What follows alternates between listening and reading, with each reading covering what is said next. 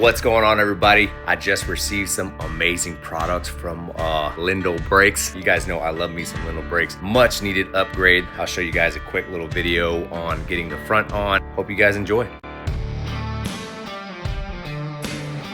First thing I'll do is cover up the tank and the front fender. Now I'll remove the brake calipers. You have 2 screws on each side and they're a 12-point 10mm socket.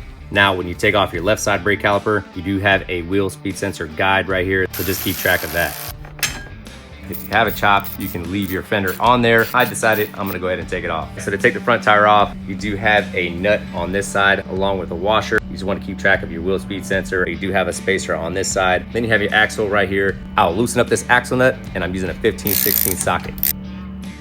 So you have a pinch screw on this side, and to loosen that up, I'm using a 6mm hex bit. You don't need to take it out of the way, just loosen it up. I'll raise the front of the bike up to get some of that tension off the axle and then knock that axle out. Now I can go ahead and take the tire off. Now from here, I'm gonna take these stock rotors off. You have 5 screws on each one and they're a T40. Now for these disc brakes, you have your disc brake screw, you have a bushing and a spring washer.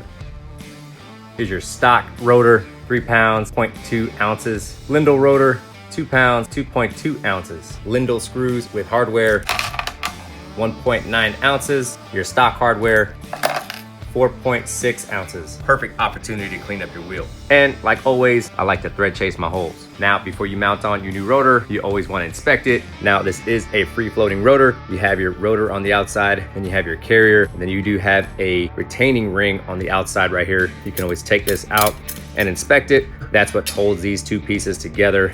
So you have your bushing with spring washer, so you'll put that on, set that on there. So I'll get these all started first, and you want to use some blue thread locker.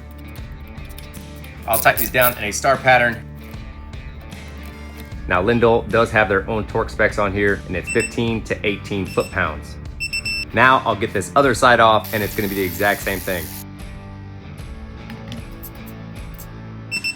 Now I do like to use a wheel balancer just to make sure that everything is true. Now I'll clean the axle off and I'll reapply some anti-seize. On your wheel, you do have a directional arrow, so you wanna make sure that arrow is going forward. Now I'll get the axle started. Don't forget your spacer.